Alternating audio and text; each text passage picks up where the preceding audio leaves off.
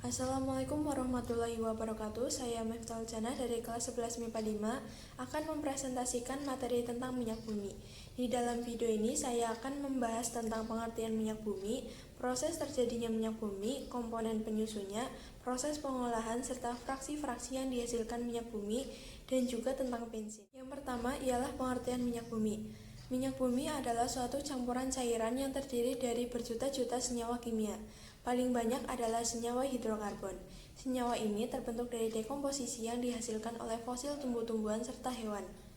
Minyak bumi merupakan komoditas hasil tambang yang mempunyai peran sangat penting dalam kehidupan manusia, terutama sebagai sumber energi, yakni sebagai bahan bakar mulai dari LPG, bensin, solar, hingga kerosin, serta material seperti lilin parafin dan aspal. Berbagai reagen kimia yang dibutuhkan untuk pembuatan plastik, karet sintetis, deterjen, obat-obatan, dan lainnya dihasilkan dari minyak bumi. Yang kedua adalah proses terjadinya minyak bumi. Minyak bumi terbentuk dari pelapukan berbagai macam sisa-sisa organisme seperti tumbuhan, hewan, dan jasad-jasad renik yang sudah tertimbun dalam dasar lautan bersama lumpur selama jutaan tahun lamanya. Lumpur tersebut akan berubah menjadi batuan sedimen yang berpori, sedangkan sisa-sisa organisme akan bergerak ke tempat yang tekanannya rendah dan terkumpul pada sebuah daerah perangkap, yaitu batuan kedap. Kemudian, gas alam, minyak, dan air akan terakumulasi sebagai deposit minyak bumi. Pada rongga bagian atas ada gas alam, sedangkan cairan minyak mengambang di atas deposit air. Karena asal minyak bumi terbentuk dari sisa-sisa organisme, minyak bumi dan gas alam sering juga disebut sebagai bahan bakar fosil. Bahan bakar fosil tergolong sumber daya alam yang tidak dapat diperbaharui. Proses terbentuknya minyak bumi yang sangat lama menjadi alasan dari hal ini. Berikut prosesnya bila diurutkan. Yang ketiga adalah komposisi penyusun dari minyak bumi. Minyak bumi hasil eksplorasi atau pengeboran masih berupa minyak mentah. Minyak mentah ini mengandung berbagai zat kimia berwujud gas, cair, dan juga padat. Komponen utama minyak bumi adalah senyawa hidrokarbon, baik alifatik, alisiklik, maupun aromatik. Kadar unsur karbon dalam minyak bumi dapat mencapai 50% sampai 85%. Sedangkan sisanya merupakan campuran unsur hidrogen dan unsur-unsur lain. Misalnya, nitrogen 0-0,5%, belerang 0-6%, dan oksigen 0-3,5%. Minyak bumi ditemukan bersama-sama dengan gas alam. Minyak bumi hasil pengeboran masih berupa minyak mentah yang kental dan hitam.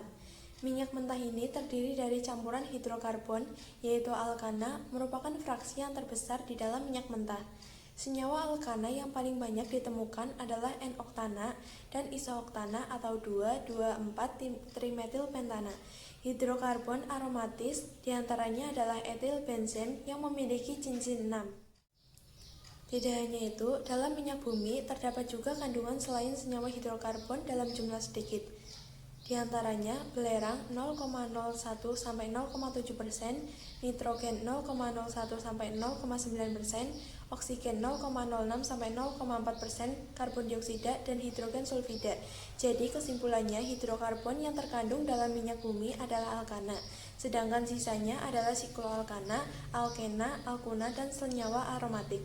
Komponen kecil lainnya selain hidrokarbon adalah senyawa-senyawa karbon yang mengandung oksigen, belerang, ataupun nitrogen. Selanjutnya, proses pengolahan minyak bumi. Pada tahap pertama, dilakukan dengan distilasi bertingkat, yaitu proses distilasi berulang-ulang, sehingga didapatkan berbagai macam hasil berdasarkan perbedaan titik didihnya.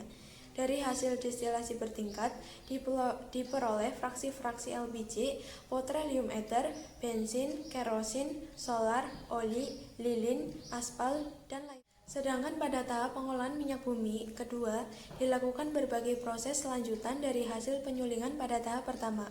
Proses-proses tersebut meliputi perengkahan, yaitu proses perengkahan dilakukan perubahan struktur kimia senyawa-senyawa hidrokarbon yang meliputi pemecahan rantai, alkilasi polimerisasi, reformasi atau perubahan struktur, dan isomerisasi atau perubahan isomer. Yang kedua, proses ekstraksi, yaitu pembersihan produk dengan menggunakan pelarut sehingga didapatkan hasil lebih banyak dengan mutu lebih baik. Yang ketiga adalah proses kristalisasi, yaitu proses pemisahan produk-produk melalui perbedaan titik cairnya. Misalnya, dari pemurnian solar melalui proses pendinginan, penekanan, atau penyaringan yang memperoleh produk sampingan. Yang terakhir adalah pembersihan dari kontaminasi. Pada proses pengolahan tahap pertama dan tahap kedua sering terjadi kontaminasi atau pengotoran. Kotoran-kotoran ini harus dibersihkan dengan cara menambahkan soda kaustik, tanah liat, atau hidrogenasi. Hasil proses tahap kedua ini dapat dikelompokkan berdasarkan titik didih dan jumlah atom karbon pembentuk rantai karbonnya. Berikut ini adalah fraksi-fraksi hasil dari minyak bumi. Yang pertama adalah gas, digunakan sebagai bahan bakar gas atau LPG dan bahan baku sintesis senyawa organik. Kedua adalah ether petroleum, digunakan sebagai adalah bensin atau gasolin, digunakan untuk bahan bakar kendaraan bermotor. Keempat adalah kerosin, digunakan sebagai bahan bakar pesawat jet dan bahan bakar kompor parafin. Yang kelima adalah nafta, digunakan untuk bahan baku sintesis senyawa organik.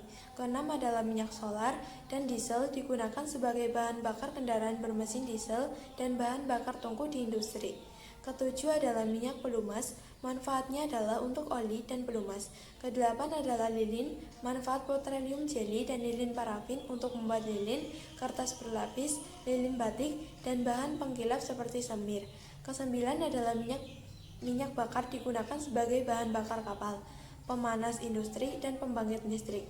Dan yang terakhir adalah residu, digunakan untuk material aspal, jalan, dan atap. Kemudian kita akan membahas tentang bensin. Bensin merupakan bahan bakar kendaraan bermotor yang memiliki peran penting. Di Indonesia tersedia beberapa jenis bensin, misalnya premium, pertamax, dan pertamax plus. Setiap jenis bensin memiliki mutu yang berbeda. Mutu bensin ditentukan oleh efektivitas pembakarannya di dalam mesin. Mutu bensin mempengaruhi ketepatan waktu pembakaran sehingga tidak menimbulkan ketukan atau knocking, sehingga dapat mengganggu gerakan piston pada mesin. Ketukan dapat mengurangi efisiensi bahan bakar, menyebabkan mesin menggelitik, bahkan merusak mesin. Mutu bensin biasanya dinyatakan dengan bilangan oktan.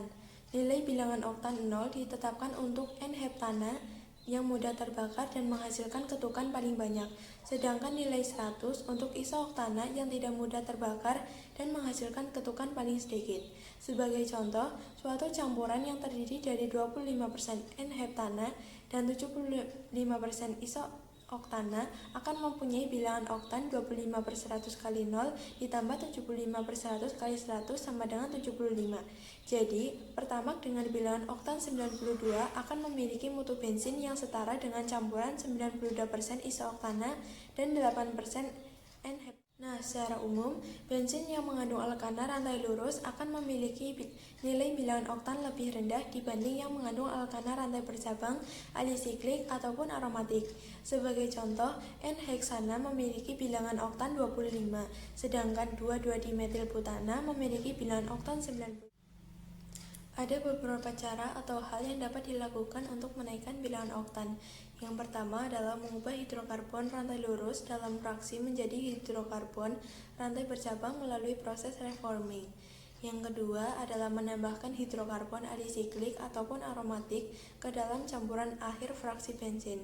Dan yang ketiga, menambahkan zat aditif anti ketukan ke dalam bensin sehingga memperlambat pembakaran bensin.